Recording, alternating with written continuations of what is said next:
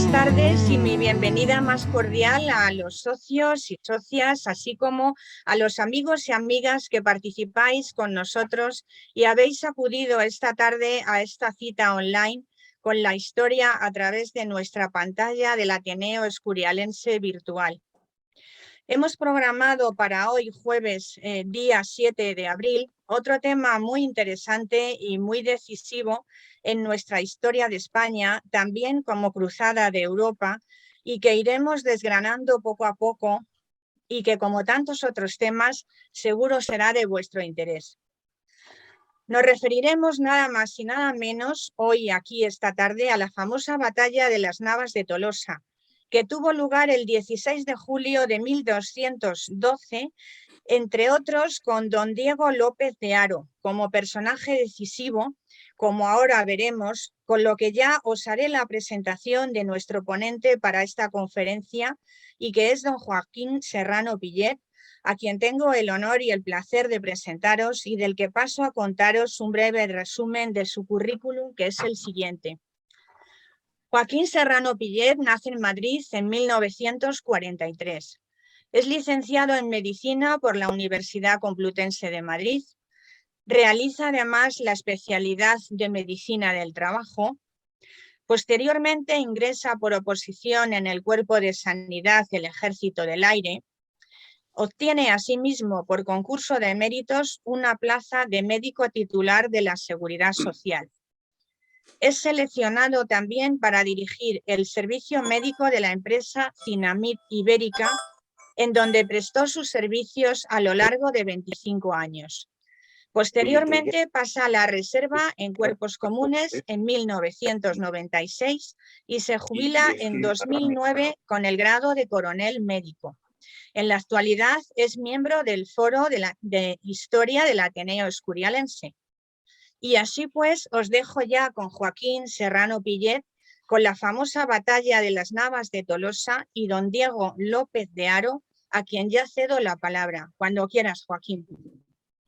Hola, buenas tardes. Muchas gracias por tus palabras, Mercedes. Me han gustado muy bonitas. Bueno, soy un simple aficionado a la historia, me gusta mucho y la verdad es que disfruto con ella. Esta batalla, la verdad es que me atrae y me atrae sobremanera por una razón muy sencilla, porque es el comienzo del final de la Reconquista de España. Y digo la Reconquista, porque en este momento hay autores que empiezan a negar esta Reconquista. Están diciendo que más o menos hubo una ocupación silenciosa de toda la península ibérica. Por supuesto, la batalla de Guadalete la ignoran totalmente. Don Rodrigo desaparece en ella y la verdad es que tremendo que se pueda decir esto, pero es así. Una vez que ganan la batalla de Guadalete, por una parte Tarik, por otra parte Muza, empiezan a recorrer toda la península ibérica y ellos son los que están ofreciendo que los que se conviertan al islamismo, esos dejarán de pagar impuestos y efectivamente la mayor parte de la península ibérica termina siendo islamista. ¿En qué me he basado? Fundamentalmente, me he basado en varios libros. Me he basado en la Historia General de España de don Modesto Lafuente, que para mí es una de las joyas de mi biblioteca. El que más me ha impactado de todos ha sido el de don Jesús de las Heras. Para mí ha sido verdaderamente magnífico, está muy bien resumido y me lo pasé francamente bien con él y parte de esta charla procede de este libro. Por supuesto, también he consultado otros, como la Historia de España, de la edición austral, y la Historia Militar de España. Bueno, siempre nos han hablado de los almohades. ¿Quiénes son los almohades? ¿Dónde se generaron? Sí, se generaron en el Atlas, creo que hasta ese punto nos lo han comentado, pero ya de ahí prácticamente no han pasado. ¿Quién fue el autor de este movimiento religioso? De este movimiento religioso extremista. Este fue Abu Ahmed al-Zalif, que fue el autor del libro del Renacimiento de las Ciencias y de la Ley. Hubo alguien que lo esparció por todo el mundo musulmán. Este fue Mohammed ibn Turmat, el cual, viendo que los almorávides prácticamente estaban en una decadencia total y absoluta, que la religión allí prácticamente no se practicaba, en ese momento es cuando él va en busca de Abu Ahmed al-Zalif y se marcha a Bagdad. El autor del libro le pregunta qué es de él y Turmat le contesta: tu libro fue quemado en la hoguera en la plaza pública. Cuando regresa, ya después, por supuesto, de haberse aleccionado muy bien con Abu Ahmed al-Zalif y haberse impregnado de todo lo que decía este nuevo compendio, llega de nuevo a Marrakech y allí lo primero que hace es sentarse en la mansura de la mezquita, es decir, en el sitio del emir. Todos se quedan verdaderamente asombrados. ¿Pero tú qué haces ahí?, le pregunta. Ese no es tu sitio. Él, a pesar de todos los dimes y diretes que se le están diciendo, sigue sentado hasta que llega el emir a orar a la mezquita. Y en ese momento se dirige a él y le dice: Leo, pon remedio a los males de tu pueblo y a los abusos de tu gobierno, porque Dios te pedirá cuentas del poder que te ha sido confiado. No solamente se conformó con esto, sino que a los pocos días se encuentra con la hermana del califa y se la encuentra sin velo. La espeta que es intolerable, que aquello no se puede consentir, y la arroja del caballo. Indudablemente, con todas estas cosas, se tiene que ir a refugiarse en el Atlas. Pero la verdad es que está consiguiendo cada vez más y más seguidores. Estos le llegan a conferir el título de Mahdi, es decir, el conductor, el Mesías. Y por otra parte, él se considera descendiente de Mahoma por la vía de su hija Fátima. Ya, lógicamente, se tiene que ir, lógicamente, al Atlas. Tiene que ir a refugiarse porque, lógicamente, los seguidores del emir van a ir a por él, indudablemente. Pero allí va consiguiendo cada vez más y más seguidores. Consigue 10.000 a caballo. Es un ejército verdaderamente impresionante. No sé qué habrá de verdad en esta cifra. Pero lo cierto es que se enfrenta con Ali, se enfrenta con el emir y consigue derrotarle en varias ocasiones. Pero claro, la cosa cambia cuando se enfrenta a él en campo abierto. Entonces ahí es cuando, lógicamente, el emir gana la batalla y él tiene que refugiarse en Timmal.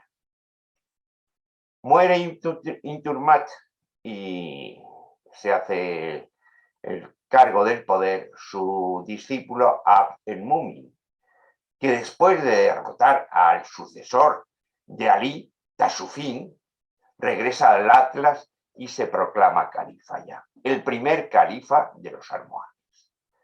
En fin, con esto por lo menos espero contaros algo de lo que, de cómo se originaron los almohades, porque a mí, hasta que no empecé a leer estas cosas, yo no sabía absolutamente nada de los almohades. Estuve en el Atlas en el año 16 y la verdad es que me impresionó. Aquí está, veis, una tierra árida, agreste, donde pocas matas pueden crecer y donde la pluviometría debe ser verdaderamente escasa.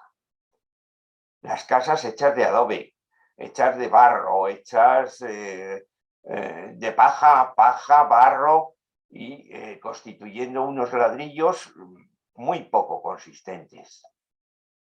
Por supuesto, se ven fortificaciones a lo largo de todas estas prominencias. Fortificaciones porque, lógicamente, las bandas de bandidos por allí están imperando. Hay que defenderse de ellas. Nos encontramos con la mezquita que se levantó en memoria de estos almohades, la mezquita de Timbal. Vemos que está fortificada, vemos que tiene sus almenas, a un lado, a otro, que tiene sus saeteras, tal y como os voy señalando, y ahora vamos a verla por dentro. Aquí veis los arcos típicos, un arco polilobulado. Aquí estamos ya en el patio. Busquéis la fuente de las abluciones. La fuente de las abluciones, por supuesto, no la encontré por ningún sitio. También, por supuesto, recorrí toda la mezquita, indudablemente. Era la historia de España, esta mezquita, Timbal, eran los almohades. Y no la encontré por ningún sitio. ¿Qué habrá sido de ella? No lo sé. Sé que en alguna mezquita, por lo menos, la fuente de las abluciones está en su interior, pero que yo sepa solamente en una de ellas. En el patio, por supuesto, no estaba. Aquí vemos los arcos de herradura apuntados, típicos de estas construcciones. Aquí vemos la mansura, de la que hace un momento me he referido a ella. Es el sitio donde el califa ora, él. Pero hay unas construcciones muy típicas que son los mocárabes. Estas formaciones prismáticas y justapuestas unas encima de otra. Este es el mirar ya visto desde mucho más cerca. Aquí se le ve con una ornamentación verdaderamente buena, bonita y la verdad es que se conserva, a pesar de que la techumbre se había derruido. Los almohades constituyeron un imperio verdaderamente grande. Aquí lo tenéis. Va desde Santarém, en Portugal, hasta Trípoli, ocupando todo el Magreb y ocupando todo Al-Ándalus. Al-Ándalus, los maometanos parece ser que se refieren a toda la península ibérica. Pero, sin embargo, hoy día más lo referimos a Andalucía, pero no, ellos se refieren a todo lo que es la península entera, con todos los diferentes reinos, como ahora iremos viendo. Los almohades las hicieron, pero vamos, impresionantes. Con Maimónides fue verdaderamente terrorífico. Llamaron al padre, el padre era el rabino principal en Córdoba de los judíos. Le llamaron y le dijeron que si en 24 horas no abjuraba de su religión, le cortaban la cabeza. Debió de ser una tarde verdaderamente terrible. Debió de ser una noche sin que nadie durmiera en esa casa, y al día siguiente el padre de Maimónides sube al alcázar y abjura de su religión. Lógicamente, todos sus correligionarios no se lo toleraron y tuvieron que salir de allí, terminando en la ciudad de Fez. En la ciudad de Fez estuve y me encontré con una placa en donde había habitado Maimónides.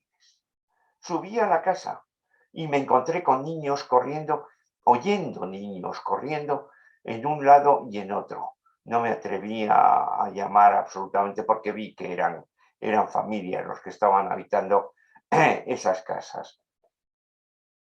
Sin embargo, en Fez, él fue capaz de entrar en la escuela de medicina y consiguió allí hacerse médico a pesar de su religión judía. Todo lo que impedraban todos los maometanos no lo hubieran tolerado prácticamente en ningún caso, a no ser que lógicamente se encontrara con un verdadero genio como era Maimónides. Averroes fue encarcelado también por los almohades y se pasó una larga temporada en la cárcel. Hicieron en arquitectura muchas obras. La Torre del Oro, la Giralda, la Cutubía, la Torre Hassan, la ampliación de los Reales Alcázares de Sevilla. Aquí tenemos la Torre del Oro, que es una torre albarrana. Es decir, la muralla de Sevilla estaba por fuera de ella. Había una comunicación entre la Torre del Oro y las murallas de Sevilla. Por esa comunicación, lógicamente, pasaban los hombres, pasaban los suministros y pasaban todo lo que se necesitase para que esa torre adelantada pudiera actuar como defensa de la ciudad. La Giralda de Sevilla, como veréis, se le hizo en la parte de arriba el campanario. Aquí lo estáis viendo, el campanario. Y arriba el giraldillo. A continuación os enseño la Cutubía. Es el mismo arquitecto. Y es el mismo arquitecto de las tres. Ahora os enseñaré la siguiente. Lógicamente el muecín tenía aquí su sitio para llamar a oración a los creyentes. Aquí veréis que lógicamente el campanario no existe y la similitud con la anterior es verdaderamente impresionante. Se le hizo este añadido, pero la verdad es que el añadido fue francamente bueno. La Cutubía y la Torre Hassan en Rabat, que más o menos es de la misma estructura, aunque ya se ve que es algo distinto. Debió de ser una evolución. No sé cuál fue de ellas la primera. Aquí estamos delante de los Reales Alcázares de Sevilla, en la ampliación de ellos que hicieron los almohades. Y vamos a hablar ahora de uno de los intérpretes más importantes de la batalla, don Diego López de Haro. Los títulos de él son verdaderamente impresionantes. Señor de Vizcaya, alférez del rey. El alférez del rey prácticamente era el general que gobernaba todos los ejércitos. Posible fundador de la ciudad de Bilbao. Desde luego no hay un documento que lo atestigue, pero lo que sí que se cree es que efectivamente que fue él el que lo creó. Se le apodó el Bueno porque actuó como juez en un caso de los fijosdalgos del Gamonal y todos se quedaron verdaderamente agradecidos.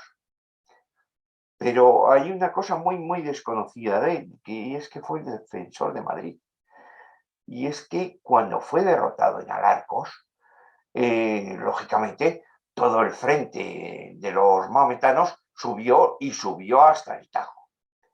Y entonces desde el Tajo hacían razzias y se raciaron las ciudades de Toledo, los campos de Toledo, los de Talavera, e incluso llegaron a asediar Madrid y por supuesto intentaron tomarla. Pero ahí estaba don Diego López de Haro, que salvó que fuera tomada por estos almohades. Los servicios fueron muchos. Fue derrotado en Alarcos. No lo sabemos exactamente qué es lo que pasó. Sabemos sí, algunos hechos. Si se deben a él o no, es lo que verdaderamente ignoramos. Pues no se esperó a que llegara Alfonso IX de León ni Fernando VII de Navarra.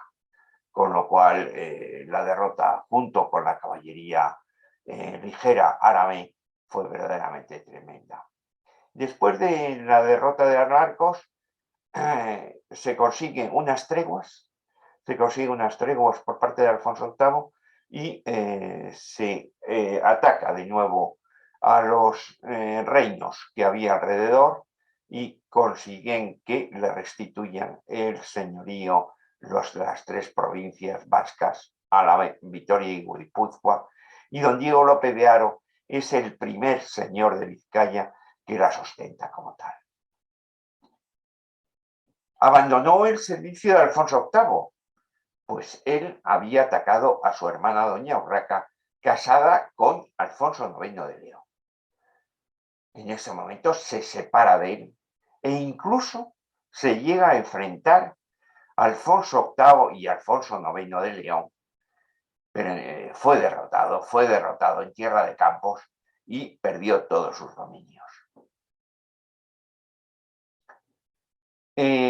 Pasa el tiempo y la reconciliación llega. En 1205 se reconcilia con su rey, con Alfonso VIII, que le restituye en sus cargos y en sus dominios.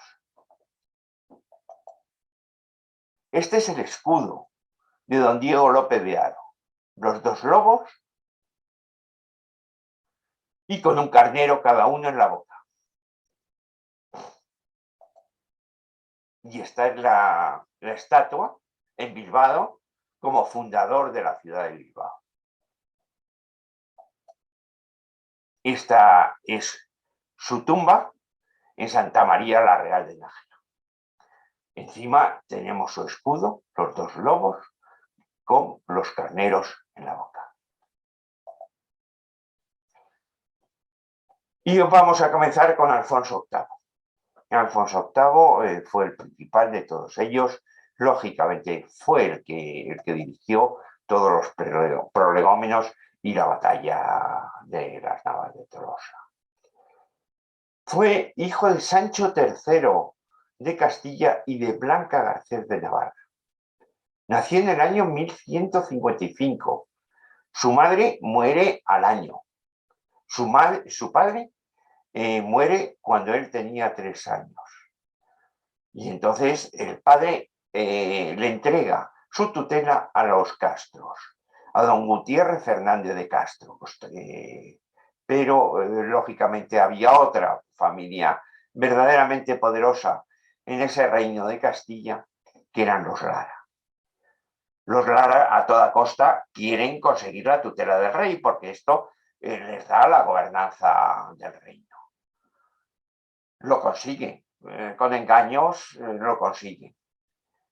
Y por otra parte actúa también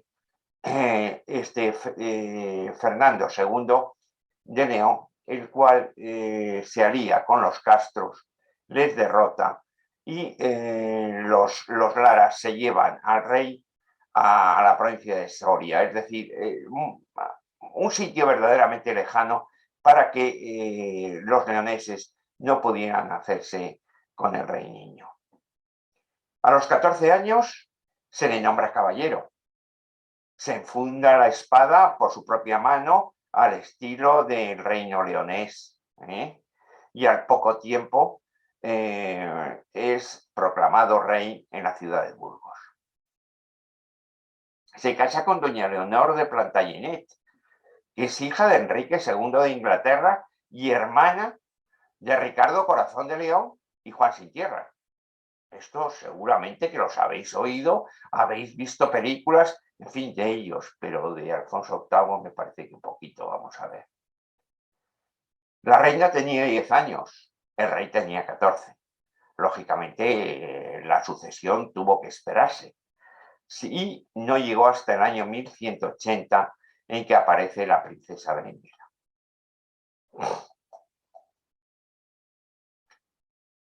La alianza con el rey Lobo de Murcia, del reino de Castilla, estaba ya establecida desde los tiempos en que el rey era niño y desde las tutelas. Fue una alianza con unos réditos verdaderamente impresionantes y que paró durante toda esa unión, todas las incursiones de los almohades. Después veremos cómo termina esto, pero más despacio. Otra de las cosas que hizo verdaderamente fantásticas fue casar a su tía Sancha de Castilla con Alfonso II de Aragón, con lo cual consiguió que estos dos reinos no intentaran arrebatarse unas tierras uno al otro. Fundó el Estudio General de Palencia. Los estudios generales eran el germen de las futuras universidades. Lo que pasa es que cuando murió Alfonso VIII, este estudio fue perdiendo poder y fue Salamanca la que se hizo con él y fue la que terminó siendo universidad. El monasterio de las Huelgas, todos lo conoceréis en Burgos. Los 45 años de reinado, que en esa época es verdaderamente extenso, se pueden dividir en 4 periodos distintos. El primero de todos termina con la liberación de Huete por parte de Alfonso VIII. El segundo se caracteriza por la conquista de Cuenca. El tercero es donde está la terrible derrota de Arcos que comentaremos más despacio. Y el cuarto es de la victoria de las Navas de Tolosa y que abrió después todas las puertas para conquistar el resto de la península. El primer periodo de Huete, Yusuf el Califa, se dedicaban a raciar y raciaban aquí todo el mundo. Raciaban todas las tierras de Toledo cuando podían y se enfrentó al rey Lobo de Murcia. Se enfrentó al rey Lobo de Murcia, pero falleció el rey Lobo. Y entonces sus hijos rindieron su ciudad. Yusuf cogió todo su ejército y lo dirigió contra Huete para tomarlo. En ese momento Alfonso VIII lanza un ejército de socorro y logra salvar la plaza. Se firma una primera paz. De paces ha habido todas, absolutamente todas. Esta fue la primera paz. El segundo periodo fue Cuenca. Que cuando se toma la ciudad de Cuenca, por supuesto, es cuando lógicamente esa paz anterior de la que os he hablado se rompe. En pleno invierno del año 1177, Alfonso VIII decide tomar la plaza. Y era una plaza que todos conocéis, Cuenca. Cuenca no se podía tomar directamente. A Cuenca había que rendirla por hambre, había que rodearla. Entonces, en el invierno consigue formar un nuevo ejército y se lanza sobre Cuenca, rodea la ciudad ya en la primavera y ya en el mes de septiembre toma la ciudad de Cuenca. Por supuesto, es lo que os estoy hablando, de racillas de un lado y de otro. Los cristianos llegan a Córdoba, acampan en Córdoba, racían todos los campos de alrededor, pero el contragolpe fue duro, fue Talavera de la Reina. Entonces, ya en el año 1183, Yusuf lanza un llamamiento a la Guerra Santa, organiza un ejército verdaderamente impresionante, cruza el estrecho y todos los cristianos se quedaron verdaderamente asombrados porque se dirigió contra Santarém, en donde fue derrotado por los reyes de Portugal y de León. Aquí tenemos la estatua de Alfonso VIII en Cuenca como el que fue el liberador de la ciudad. El tercer periodo termina con Alarcos. Aquí ya estamos con otro califa, Al-Mansur. Los castellanos, lógicamente, las hacen y llegan hasta las puertas de Sevilla. Se dedican a raciar, a conseguir tesoros, a conseguir esclavos. Algo verdaderamente tremendo, con lo cual Al-Mansur llama a la Guerra Santa. Es lanzada la proclama por todos los territorios de su reino y termina cruzando el estrecho. El ejército almohade cruza la Mancha y llega a Arcos. Alfonso VIII, viendo que se le venía esto encima, inmediatamente pide a Alfonso IX de León y pide al rey de Navarra que le ayude. Él, en Alarcos, un castillo que se está medio en construcción, es verdaderamente derrotado por dos razones fundamentales. Primero, porque no espera que lleguen los refuerzos. Y en segundo lugar, por la caballería ligera almohade. Esta caballería estaba caracterizada fundamentalmente por jinetes muy diestros, muy poco protegidos y que lanzaban flechas en cualquier dirección. Iban al galope, lanzaban a un lado, a otro e incluso hacia atrás las flechas. Pero tenían una característica además, y esa característica era la tornafuelle. Es decir, se creía que los habían vencido, que estaban en retirada, y entonces ellos volvían a atacar. Pero la forma de atacar ya no era directamente en contra, sino abarcándoles al ejército enemigo. Y así cayó efectivamente el ejército cristiano. La gran derrota fue verdaderamente tremenda y las consecuencias también lo fueron.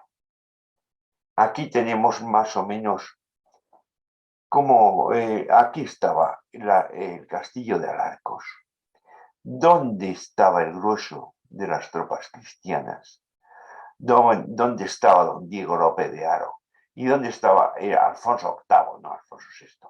Alfonso VIII y todos sus caballeros. Al final se refugiaron en el castillo casi unos 5.000 cristianos. El rey tuvo que salir huyendo hacia Toledo, lógicamente vigilado por varios de sus caballeros, ¿no? Aquí tenemos, empiezan a estar los negros, almohades, la caballería pesada y la caballería ligera de ellos. Esta es una vista del castillo de Alarcos en la actualidad.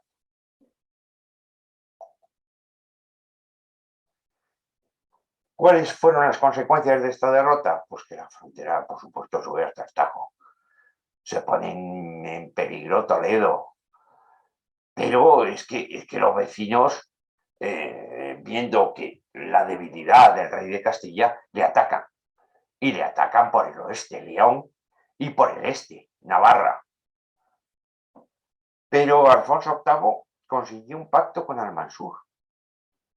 Y posteriormente con Al-Nasir, Miramamorín. Un pacto que duró 13 años. Y que en ese momento le dio tiempo para poder reconstruir de nuevo todos sus reinos y rehacerse con todas las tierras que le había arrebatado León y Navarra.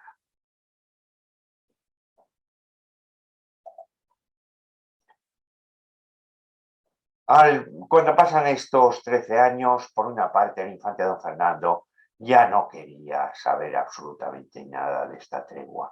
Quería de nuevo la guerra, quería de nuevo el enfrentamiento contra los almohades. Pedro II de Aragón era de la misma opinión.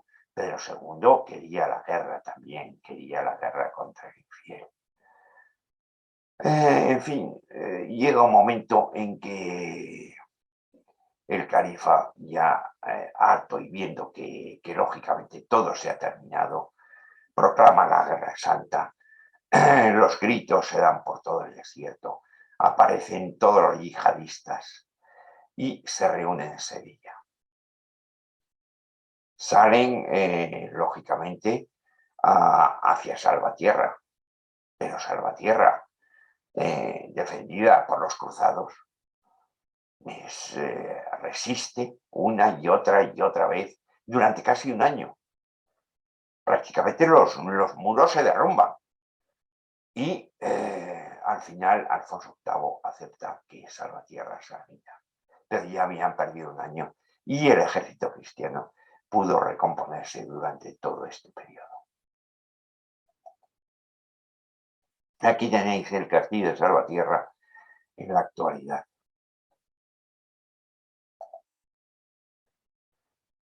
Otro de los artífices de la victoria fue don Rodrigo Jiménez de Rada, escritor, guerrero.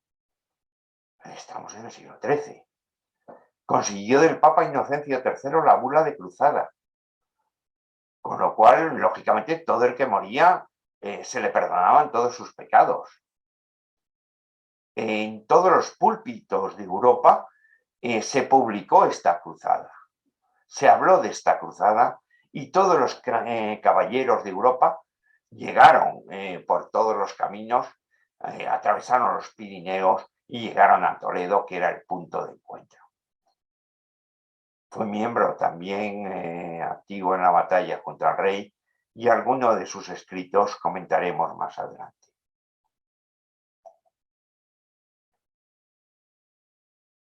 Don Diego López de Haro se pone en camino para enfrentarse a los almohades. Eso se hace el 20 de junio. En el castillo de Malagón fue verdaderamente terrible. Los caballeros que venían de Europa, los tramontanos, degollaron a todos, se quedaron con todas las riquezas que había en el castillo del Malagón. Y ya cuando se rodeó Calatrava, al imponerles la ley que lógicamente imperaba en Castilla y que imperaba porque era verdaderamente necesaria, había que repoblar los territorios. Y como había que repoblar los territorios, lógicamente no se podía hacer lo que hacían estos antiguos cruzados. Los ultramontanos aquello no les gustó y la mayoría se marchó. Prácticamente venían unos 1.500 caballeros en los cuales, pues por lo menos cada uno aportaba 2 peones y aportaba un escudero. De esos 1.500 quedaron 150. Llegamos a Despeñaperros. En ese momento se llamaba el Paso de la Losa. Pero el Paso de la Losa estaba muy bien defendido por muy pocos sarracenos. El obispo de Toledo decía que 100 hombres defendiendo aquel paso podían evitar que todos los habitantes del planeta pudieran pasar por él. Llega Martín Araja, un pastor, el cual les facilita el paso por el Salto del Fraile a la mesa del rey en las Navas de Tolosa. Se llegó al campo de batalla un 13 de julio. Por supuesto, el 14 y el 15 rehusaron todo tipo de combate. Había que descansar. Se descansó y el 16 de julio es cuando don Diego López de Haro comienza el ataque con 400 de sus caballeros.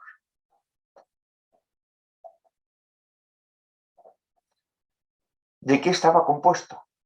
Estaba compuesto el ejército cristiano, de las órdenes militares de Santiago, de Calatrava, del Temple y hospitalarios. Eran los frailes.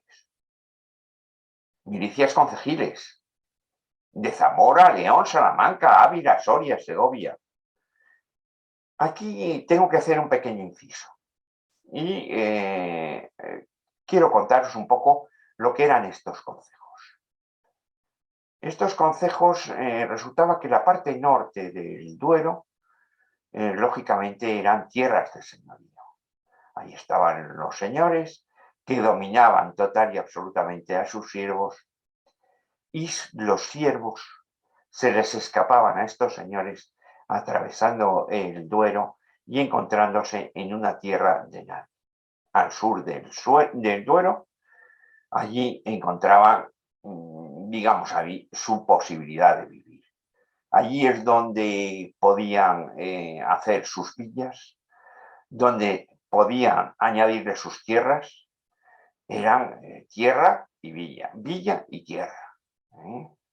Entonces esperaba que el rey se lo autorizase. El rey se lo autorizaba y ya se creaban estos grandes concejos que fueron el meollo de toda la historia de España aquí, porque aquí no hubo ningún tipo de feudalismo. Aquí eran hombres libres. Y aquí eran hombres libres hasta que llegó Carlos I y V, que lógicamente necesitaba dinero y que lógicamente los fueros de estos concejos se les oponía. La ley perpetua de Ávila prácticamente fue la primera constitución española. Y lógicamente Carlos I cortó la cabeza a Padilla, Bravo y Maldonado. Bien, esto ha sido un pequeño inciso, pero que os lo quería contar referente a las milicias de los concejos. Castilla aportó 2000 caballeros, ya os he contado, con sus 2 peones, con su escudero. Aragón 1000, Navarra 200. Los ultramontanos de 1500 que habían venido gracias a Ximenes de Rada, se quedaron en 150. Querían otras cosas. Habían incluso atacado la guardería de Toledo. También se añadieron los caballeros de León y de Portugal. Por supuesto, sus reyes no vinieron, pero sí permitieron que sus caballeros lo hicieran. El ejército almohade estaba constituido por los peones voluntarios, por los que cuando se había pedido que se había querido esta gente, se había predicado la Guerra Santa, allí aparecieron estas yihadistas y que formaron la primera línea de combate. Ya os he hablado de la caballería ligera, especialista en el tornafuelle, algo verdaderamente terrible. Pero también tenían caballería pesada, la caballería andalusí. Y también este tipo de caballería ligera, almohade y árabe. Por último, la Guardia Negra, la guardia que vigilaba la tienda de Miramamolí, de Mohamed ibn Nasir. Aquí tenéis el orden de batalla del ejército cristiano. Lógicamente, Alfonso de Castilla. Sancho VII de Navarra a su derecha y a su izquierda Pedro II de Aragón. Las órdenes militares por delante. Y en la vanguardia, don Diego López de Haro. También con aragoneses, navarros y castellanos. 400 fueron los que se lanzaron al combate. De esos 400, regresaron a su base 40.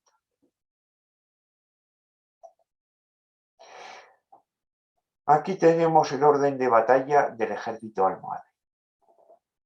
Aquí tenemos los yihadistas.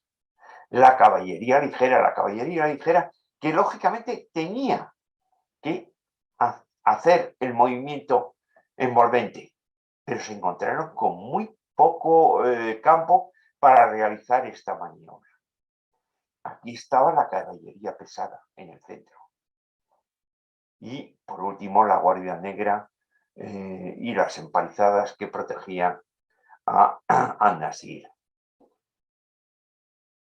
Que la Guardia Negra estuviera encadenada, la verdad es que poca gente se lo puede creer, porque lógicamente A un guerrero que le encadenas va a dar una 10ª parte de su poder. Lógicamente no puede, sí, no puede salir huyendo, pero tampoco puede defenderse ni tampoco puede atacar.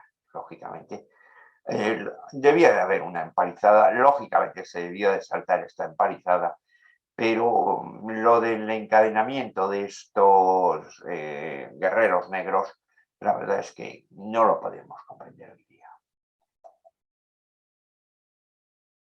Este es uno de los planos que más me han gustado y que por eso me lo he traído por aquí.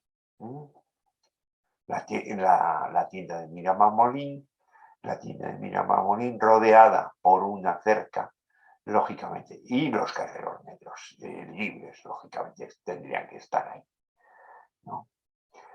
La caballería pesada y la caballería ligera, como os he comentado, capaces de disparar su arco en todas direcciones, ¿no?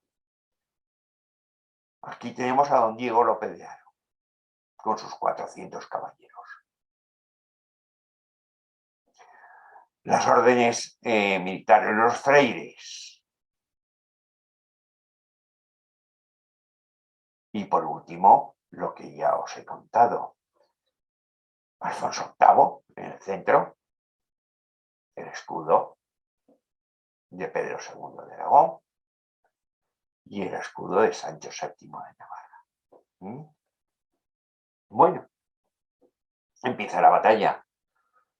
La batalla la empieza don Diego López de Haro con sus 400. Ataca a los yihadistas. A los yihadistas los pone prácticamente en huida. Prácticamente estos yihadistas desaparecen del campo de batalla. Pero en ese momento es cuando actúa la caballería pesada. Y entonces, lógicamente, ya con muy pocos elementos, don Diego López de Haro tiene que retroceder. Actúa las órdenes militares en ese momento.